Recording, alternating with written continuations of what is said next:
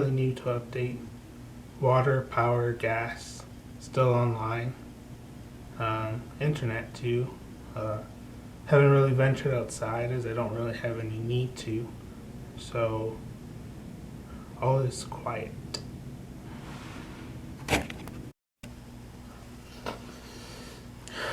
So Halloween just passed a couple days ago.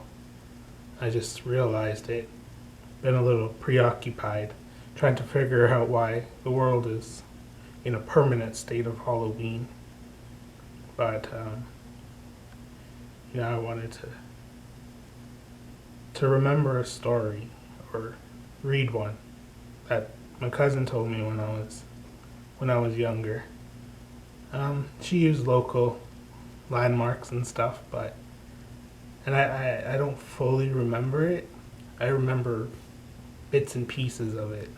So I went and I found it online, and I think I'm gonna read it.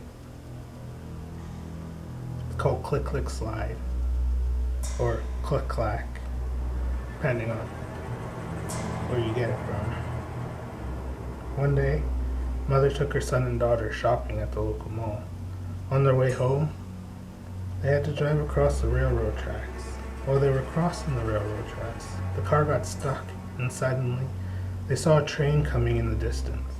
The mother started freaking out and was still struggling to get off the tracks when the train plowed straight into the car. Police were searching through the wreckage and found the dead body of the two children. They came across the severed legs of an adult woman, but the mother's top half was never found. Shortly afterwards, a series of horrible murders occurred in a small town. All of the victims were children. In the schoolyards, rumor began to spread among the kids of the monster they called Click Clack. They said it was a ghost of a woman who had no legs. According to the story, she had really long fingernails and used them to drag herself around. The name came from the click-clack sound her nails made as she was chasing you. The children warned each other to stay indoors after dark. According to the legend, Click-clack would stalk the streets after 6 p.m., looking for children to kill. When she caught them, she would tear them in half. Soon, every child in town knew the legend of Click-clack and made sure to lock all the doors and windows in their houses in the evening. One day, a girl was playing in the backyard when her mother came out and told her to go to the shop and buy 3 bottles of milk. The girl went on the errand and carefully planned to get back home before 6 p.m.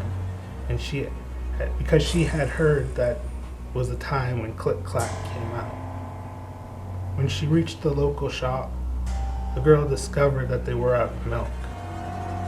She had to go to several shops before she could find 3 bottles of milk to buy. On the way home, the girl looked at her watch. The time? 5:52. She looked around and saw parents hurriedly going to children's doors and nervously locking the windows and front doors. She started running and almost reached her street when she heard a strange noise. Click, clack, slide. Click, clack, drag. Click, clack, slide. She turned around, but the street was empty. She increased her pace, but the strange noise seemed to follow her.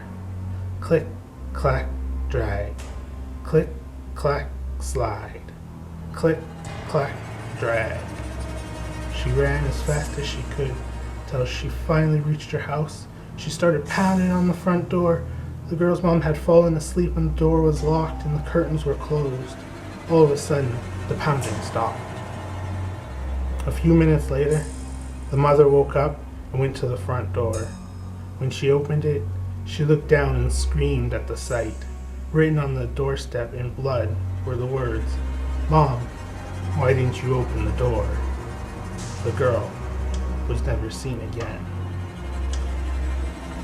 Now, being that it is the way the world is in a state of. You're probably wondering why I would want to tell a horror story. It's escapism.